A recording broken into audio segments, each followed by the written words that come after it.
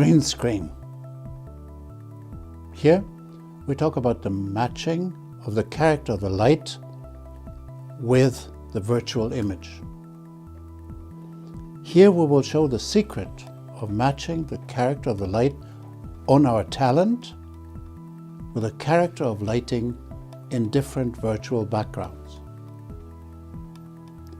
Usually, great care is taken to light the green floor and background evenly.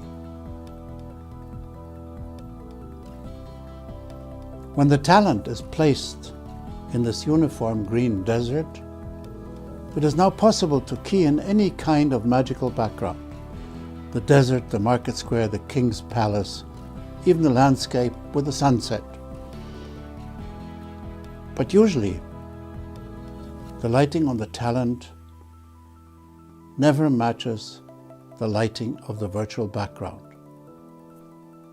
Very sad. Many of the older generation know about a book called Painting with Light. Still today a valid book.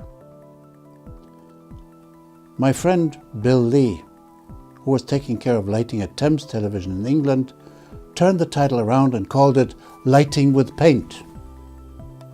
Now he was trying to describe how he instructed his set painters to continue the lighting of the foreground set into the painted backdrop. I am now turning this around again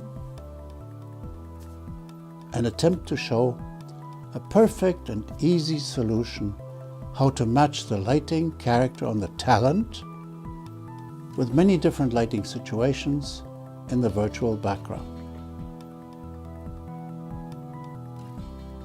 We use 5 of our focusing bicolor DLED7 lights, which have 2 times 90 watt LED light sources each, allowing to adjust color temperature between 2700 and 6500 Kelvin.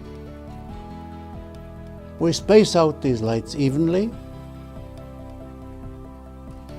For this very demonstration, we put the crossbar on lighting stands, whilst in a real and final version, of course, the lights will be hanging down from the studio grid.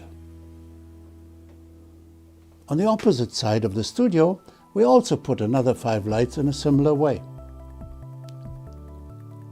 Each of these lights is fitted with my wide-angle spreader, which changes the light distribution from normal flood function to a spread light distribution which can be oriented. In this case, we make sure that the orientation is all in the same axis.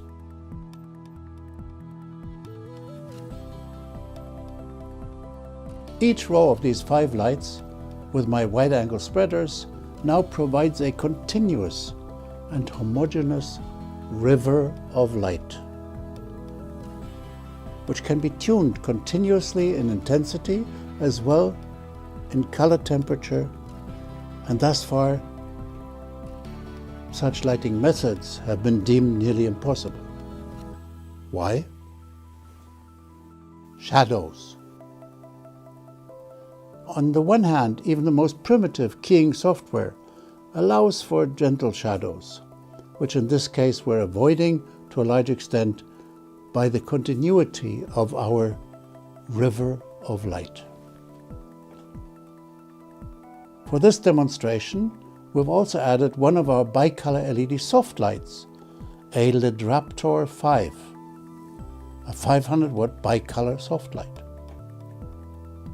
Of course, other lighting effects from the front side can be chosen for individual tuning and eye light effects. Here's Bernhard, the owner of the studio. And for the virtual background, we've chosen an image of a forest with sunlight coming from the right rear side. Here we show a lighting version where our river of light is set to near daylight color temperature.